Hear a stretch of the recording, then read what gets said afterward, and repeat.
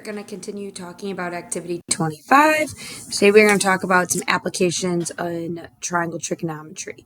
So if you do not have a picture, it is a good idea to draw one and or label your picture. When you are making an angle, make sure you kind of continue the path and think about the turns with that angle. And we also want to talk about with those turns, it being the complement. We'll look a little bit into that with some of these examples. We want to make sure we are finding all of the information we need and kind of what we're trying to actually determine.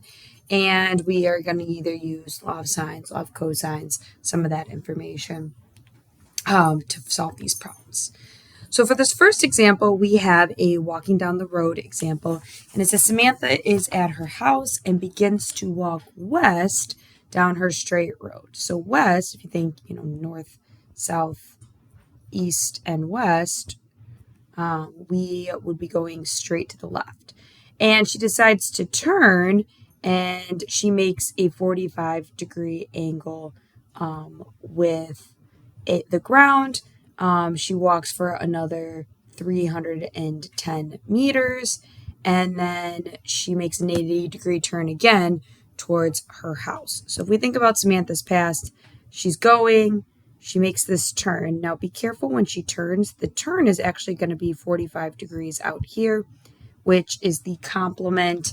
If you look at 90 degrees minus 45, that actually means the angle inside here is also 45. She again walks the 310 meters. She makes another 80-degree turn. So again, when we think about the turn, it's actually coming on the outside here. And in this case, then that's going to be 100, making that straight angle. And she walks directly back to her house, which is over here. And what we want to do is to figure out, in this case, what that distance was to get back to her house from her turning point. So the x is there. So in this case, we have two angles, and we can find this third angle if we take 180 minus 100 minus 45, and we can get this missing angle inside here. And what this allows us to do is have a side and the angle across from it, and we have another angle, and we're looking for the side across from that, so we can use our law of sines. So 310 sine of 35, 35, which is across from that angle. And then we have our x value, and that is across from 45 degrees. So that would be our sine over there. From here, we can cross multiply and solve. So we know that x times sine of 35 is going to equal 310 times the sine of 45, divide over that sine of 35 to get our final answer. So a reminder, when you are typing this in the calculator, very important, you can type it all in as one step, but you must make sure that you close your parentheses here. And we have that sine of 35 divided by, and we get about 382.2 meters is how far her distance is back home. Now another question that we have is dealing with a ship route, and this time we have a ship proceeds on a course for 30 miles. It makes 100-degree turn and proceeds on this new path for 62 miles, and we want to know how far is the boat from the starting point and what the degree it makes heading back. So in this case, again, we have a 30-mile route, and again, similar to that one up above, when we make this turn is actually coming on the outside, so that this piece here on the inside is 80. It says then this route was on for 62 miles, and then we are turning back, and we are looking again for two pieces. How far this boat is over here from its starting point, which was over here, so that's kind of our x. And then we also want the turn that is necessary, the y on our way back. Well, to find x, okay, we can use law of cosines because we are given a side angle side situation. And with that side angle side situation, we could say x squared is going to equal side squared plus side squared minus 2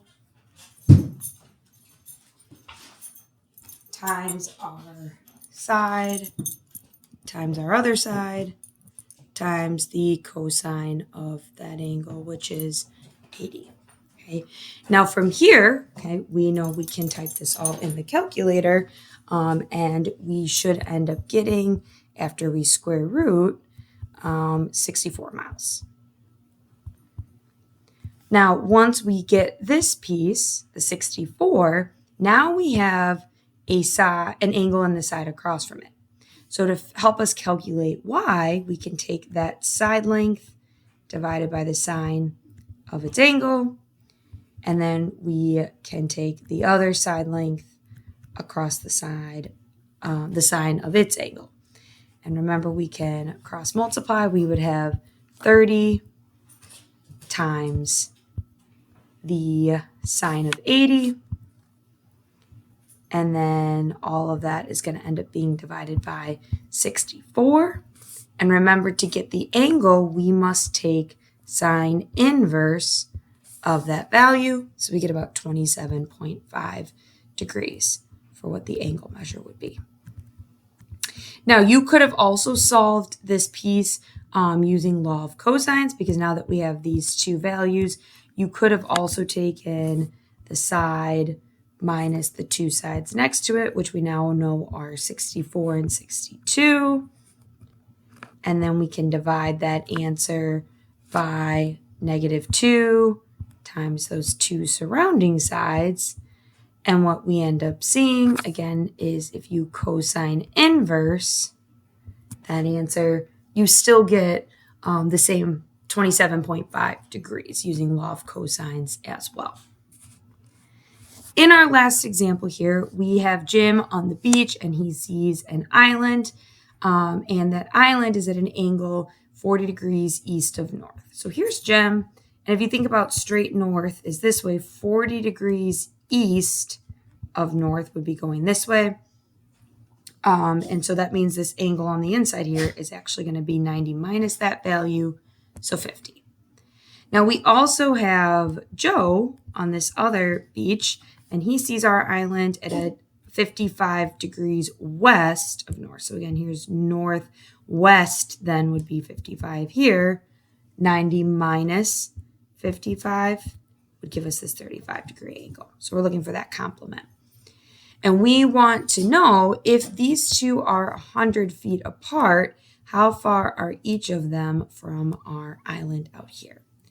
So if we start by looking for Jim's distance to the island, we'll call that x. We can find this angle over here by taking 180 minus the two angles, those two complementary angles to what we were given. And we get that this angle is 95.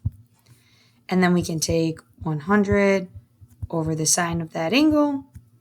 And if we are looking for the x over here, that is across from our 35 degree angle to help us solve there. So cross multiply and solve, we have 100 times the sine of 35 equals x times sine of 95.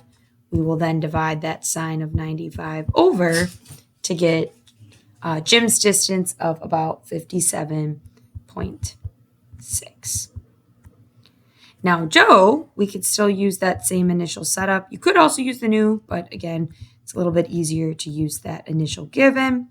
And then Joe over here, we can call his distance y. He is across from the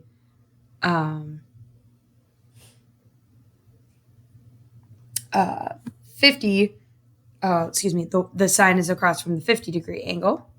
So again, we would take cross multiply 100 times the sine of 50 is going to equal our y value times the sine of 95. Again, we can divide that answer by sine of 95 and get our final answer of about. For Joe's distance of 76.9 for his distance. All right. Thanks everyone for watching. We will work more with these in class.